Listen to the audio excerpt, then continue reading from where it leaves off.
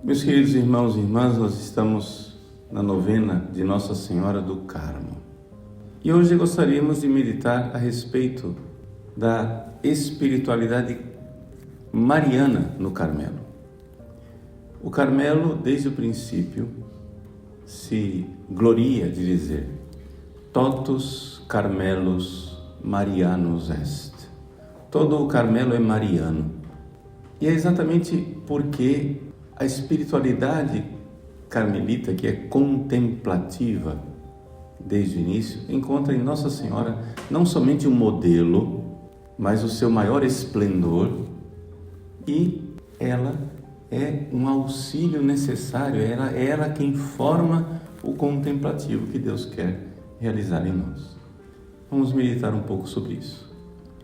Vejam só, primeira coisa, vamos recordar o que é Carmelo. Não é? Carmelo é o nome de uma montanha, ok? Uma montanha que fica lá em Israel. Acontece que Israel, a terra onde Jesus nasceu, é uma terra mais ou menos como o nosso Nordeste, ou pior. Ou seja, tem regiões desérticas, tem regiões semiáridas, e é muito difícil uma região que floresça, um jardim. Então, perto, no norte de Israel, perto do mar, existe uma montanha que está sempre verdejante. O povo deu então o nome a este lugar de Carmelo, ou seja, Carmel quer dizer Kerem El, a vinha do Senhor. Essa é a origem etimológica de Carmelo. Kerem é vinha, El é Deus. Hoje ninguém, se você diz Carmel, ninguém associa as duas coisas, mas essa é a origem etimológica. É um jardim no meio do deserto. É por isso que Isaías, no capítulo 35, versículo 2, profetizando, né, as graças de Deus que virão sobre o seu povo eleito, diz que no deserto, no meio do deserto, tudo vai florescer. Tudo florescerá como um lírio, florebit quasi lilium. Então lhes vai ser dada a glória, o esplendor do Carmelo. Então, Hadar HaCarmelo é a glória, o esplendor do Carmelo. O que quer dizer isso? Vai ser, no meio do deserto, vida. E essa é a realidade da vida espiritual. No meio de um mundo onde não há amor, não há graça de Deus, não há vida de Deus que viceja, Deus quer realizar a sua igreja, a vinha do Senhor, ou seja, a vinha de Deus, Kerem El, o Carmelo. Ele quer plantar um jardim no meio do deserto, no meio de um mundo que só tem egoísmo, falta de Deus. Deus quer plantar uma vida nova, quer plantar uma vinha. Evidente que você aqui já está lembrando imediatamente Jesus, que no capítulo 15 de São João, na última ceia, diz: eu sou a verdadeira videira, vós sois os ramos, sem mim nada podeis fazer. Pois bem, Deus veio plantar a sua vida sobrenatural no meio dessa natureza decaída. No meio do deserto surge uma videira. Esse é o projeto de Deus. No meio do deserto, um Carmelo. Mas acontece que o Carmelo não é uma planície, é uma montanha. A subida do Monte Carmelo, a subida íngreme, difícil, árdua, trabalhosa, que nos leva até o topo do Carmelo, onde então sim, aí sim, viceja, aí brota, aí floresce, aí a vida é vida de Deus, aí a vida é vida nova. Mas se nós permanecermos na planície, nós vamos ficar no deserto. É necessário então entendermos que existe uma subida do Monte Carmelo. Existe um caminho para chegar lá, um caminho difícil. Nossa Senhora do Monte Carmelo. Nossa Senhora que é no jardim, no topo da montanha, esse jardim vicejante e florido, no meio do deserto. Ela é o esplendor. É a mais florida. Ela é a glória. Decor Carmeli. Ninguém floresceu no Carmelo como ela floresceu. Flos Carmeli, vitis floridia. Ela é a flor do Carmelo. Ela é a videira que gera esta vida. Porque foi através dela que veio a este mundo a videira na qual todos nós nos enxertamos para poder florescer. No meio do deserto, um jardim, no meio do pecado, do egoísmo, da miséria, da traição, do assassinato, da corrupção, da mentira, da morte eterna.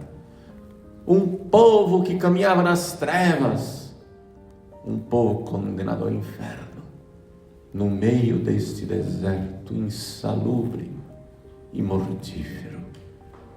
Uma videira, a videira de Deus, Kerem El Carmelo. E nesta videira,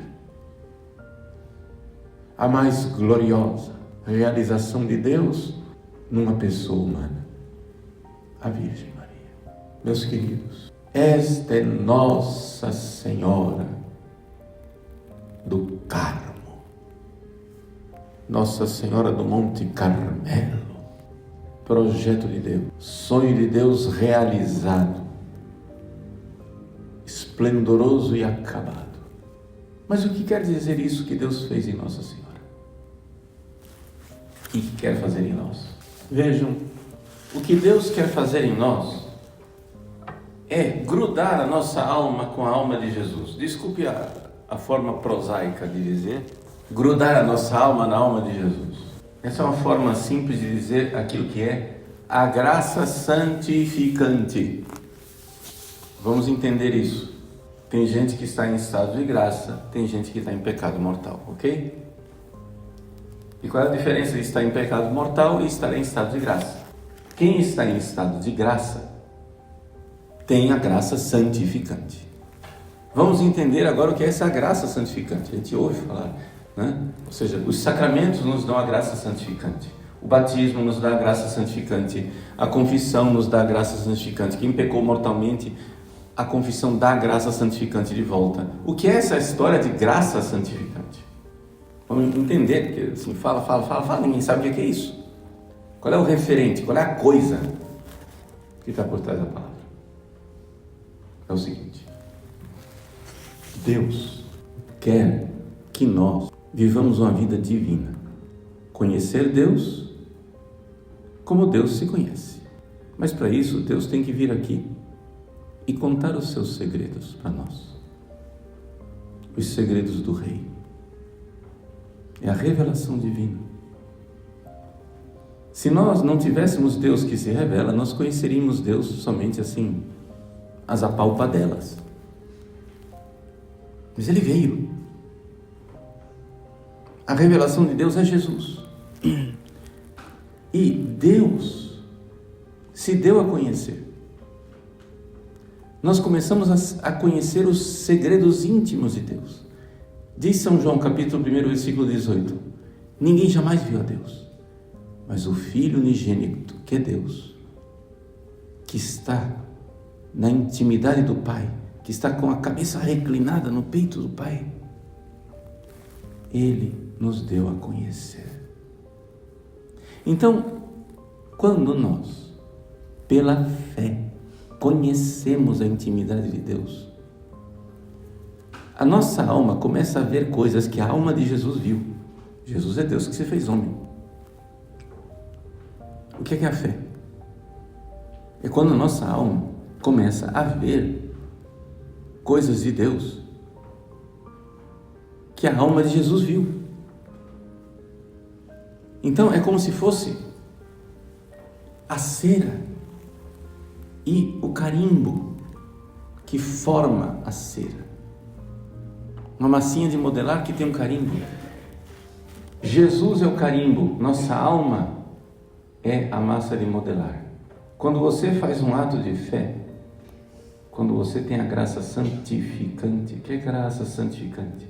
É isso, é esse carimbo de Cristo que vai modelando a sua alma e vai fazendo a sua alma ficar igual a dele, para ficar mais claro. Vocês já viram esses crucifixos? Que Jesus é uma espécie de... é um graveto, um Jesus meio gafanhoto pregado numa cruz. Já viu assim? Só o esquema da... Desculpa, esses crucifixos horrorosos, modernos, onde Jesus, né, é só um esquema de Jesus. O que é isso? É a forma de Cristo, mas é uma forma muito esquemática. Esse é o mínimo de graça santificante que uma criança recebe no batismo. Quando você é batizado, você já tem a forma de Cristo em você. Ou seja, você foi batizado, recebeu a graça santificante, que quer dizer que, de alguma forma, a alma de Jesus entrou em contato com a sua alma pelo poder do Espírito Santo e criou em você uma forma de Cristo. Você começou a ser como Cristo. Mas na criança recém-batizada, na pessoa que caiu em pecado mortal, recém-confessada, isso é só uma forma esquemática. Mas se você for crescendo na vida espiritual, você vai se configurando a Cristo. Então, ao invés de ser aquele crucifixo meio feioso, que é só a forma de Cristo, como se fosse um graveto, um Jesus gafanhoto pregado na cruz, você começa a ser aqueles crucifixos realistas, onde você vê o brilho do olho de Jesus, onde você vê as feridas, onde você vê o sangue brilhando, você vê todos os contornos do corpo, você vê a expressão do rosto, aqueles crucifixos feitos pelo artista mais talentoso e genial, um crucifixo que parece vivo. É essa a nossa missão e é essa a subida do Monte Carmelo. Ou seja, você que está em estado de graça já está no formato de Cristo, mas você precisa crescer na graça santificante e ser igualzinho a Jesus. Se você pega um carimbo e toca de leve na massa, já fica lá a forma. Mas você pode configurar mais ainda e formar mais ainda o Cristo em você. Nossa Senhora, a Virgem Maria, é a mais perfeita e acabada configuração de uma alma humana, a alma de Cristo. Ela é a plenitude da graça santificante numa pessoa humana. Não existe pessoa humana e não existirá pessoa humana tão perfeitamente configurada a Cristo. Ali a graça santificante fez a obra e fez plenamente. Nossa Senhora é cheia de graça. Por quê? Porque Deus formou nela a mais perfeita configuração de Cristo. De tal forma que quando você vê as virtudes de Maria, você não está vendo as virtudes de Maria. É Jesus. Maria não é Maria, é Jesus. Tal é a perfeição da configuração dos dois. Portanto, se você imitar Jesus e a graça operar em você e você ficar cada vez mais cristiforme, você vai ficar naturalmente mais parecido com Maria. E se você imitar Maria e se configurar a ela e ficar cada vez mais mariano, você vai ficar necessariamente igual a Cristo. É a mesma coisa, porque Maria é a perfeição da configuração a Cristo. Isto quer dizer decor Carmeli. Isto quer dizer o esplendor da videira de Deus. O esplendor da configuração total a Cristo. Nela aconteceu a perfeita configuração. Todo o Carmelo é mariano, porque todo o Carmelo é Cristo. E uma coisa é igual a outra. Por quê? Porque Cristo é Deus encarnado que, numa alma humana, entrou na intimidade divina, no amor divino, no conhecimento de Deus, na vida divina. Maria é a pessoa humana que mais se configurou a esta alma, a alma de Cristo. Deus quer fazer isso em nós. Como se faz isso? Aí precisaríamos aqui começar um retiro e não uma homilia. Como se faz isso?